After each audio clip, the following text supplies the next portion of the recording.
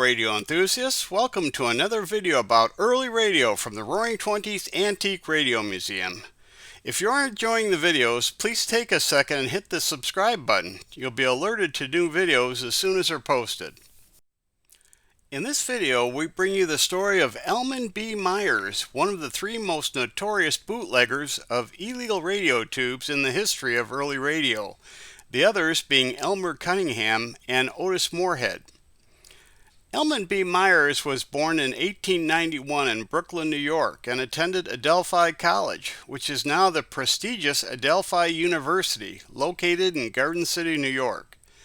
Myers had been interested in wireless communication since 1907, and in 1908 he left New York and began working for Polson Wireless Telegraph and Telephone Company in San Francisco. He worked there for 2 years, after which he decided to return to New York to work independently on wireless telephone or radio telephony. In 1911, Myers began broadcasting a program 18 hours a day, most of which was playing music.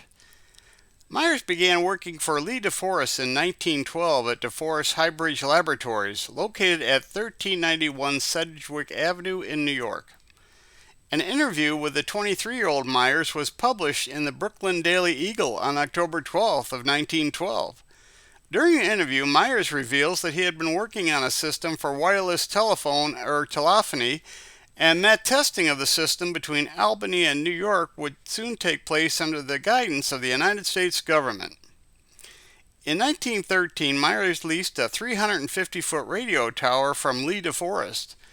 Myers used the tower to run an unlicensed high-power wireless telephone station and was subsequently hauled into court for the discretion. The episode would foreshadow Myers' penchant for bending the rules. Elman left New York for the West Coast again to work for the DeForest Telephone and Telegraph office in San Francisco. He reportedly helped man the company's booth at the 1915 Panama Pacific International Exposition, where he would sell radio tubes. Later that year, Myers left the company to start his own tube company. Myers began selling his own tube he named the Radiotron in late 1915. DeForest sent Myers a warning that he was in violation of DeForest's triode patent. Myers got out of the tube business, at least for the time being. In an unusual twist to these types of situations, Myers went back to work for DeForest in early 1916. Not long after that, while still working for DeForest, Myers broke into the Marconi Company radio station at Belmar, New Jersey. Looking for proof that the Marconi Company was using triode tubes for commercial purposes, which it was banned from doing after an earlier patent violation legal action. He found the proof in a logbook and stole it from the premises. The Marconi Company pressed charges and Myers was convicted and fined $150. Myers stayed with the DeForest Company until early 1918 and then went to work for General Electric at GE's Harrison, New Jersey factory, where he worked in tube development. His stay was short as he moved on to the Western Electric Company at 463 West Street in New York City, where he took charge of tube production. It was another brief stay for Myers as he left after just 7 months to form the Radio Lamp Company on November 18, 1918 in New York. Myers founded the company with 5 of his associates. This was another attempt by Myers to sell bootleg radio tubes. The company's business address was 5 West 86th Street in Manhattan. Myers would be the chief engineer in charge of developing radio tubes. No developments concerning the company were announced until 1 year later in November of 1919. An agreement with the DeForest Company was signed that gave DeForest a royalty of 20% up to $1 for every tube sold, in exchange for not being sued by DeForest for patent infringement. The agreement did not give Radio Lamp Company the legal right to manufacture and sell radio tubes. It just prevented DeForest from suing them over the patent infringements. Radio Lamp Company came out with the RAC3 radio tube in early 1920. RCA found out and immediately sent a warning letter to Myers and the Radio Lamp Company that they were in violation of RCA's Fleming patent. The Radio Lamp Company reincorporated in Delaware on September 4th, 1920 under the Radio Audion Company name and continued to manufacture and sell radio tubes after opening a new factory at 90 Oakland Avenue in New Jersey. The new company's first advertisement appeared in the December 1920 issue of Science and Invention magazine. RCA found out about the ad and threatened the magazine publisher with a lawsuit if the magazine continued to run ads for Radio Audion Company. Radio Audion sold tubes to the United States government during the first quarter of 1921, sales that RCA was unaware of. However, it wasn't long before RCA found out that not only was the company selling tubes to the government, it was also selling Universal Audion RAC3 tubes to the public.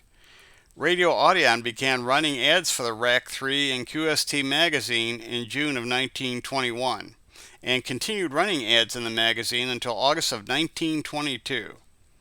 In February 1922, AT&T filed a patent infringement action against Radio Audion Company. After fighting out for months with Radio Audion, AT&T finally won in court on December of 1922. No longer able to manufacture and sell radio tubes, Radio Audion Company filed for bankruptcy. The company had sold over 36,000 RAC3 radio tubes before it closed. However, Myers was not finished making bootleg radio tubes. Myers moved to Montreal, Canada and found new backers. He started a new company, EB Myers Limited, on August 11, 1923. The company was located at 240 Craig Street West in Montreal. His company applied for Canadian patents for his tubes, and 3 patents were granted. He began advertising his tubes in American magazines and sold them by mail. Advertisements for Myers tubes began to appear in American magazines in August of 1923. And in radio news from March to November of that same year. Ads continued to show up in QST magazine in 1924 through March of 1925. When the divorce trial patents ended on February 18, 1925, EB Myers Limited moved to Cleveland and renamed the company the Myers Tube Company. Elman Myers left the company around the time of the move and had taken a position with the Music Master Company in Philadelphia, but he allowed the company to continue to use his name. The Myers Tube Company was then sued by RCA for back royalties, and the company went bankrupt in 1926. Elman B Myers' first wife was Sybil True. No information was available as to when they were married, but they were man and wife in 1911. There was no information available on how or why that marriage ended, but we do know that Myers married for a second time to a woman named Marion, who made her own mark in history as a puppeteer, appearing on several major television shows of her time. Shows like The Ed Sullivan Show and The Ted Mack Amateur Hour. Elman Myers had a son, Cornelius, and a daughter, Patricia. He also had 2 brothers, Jack and Harry.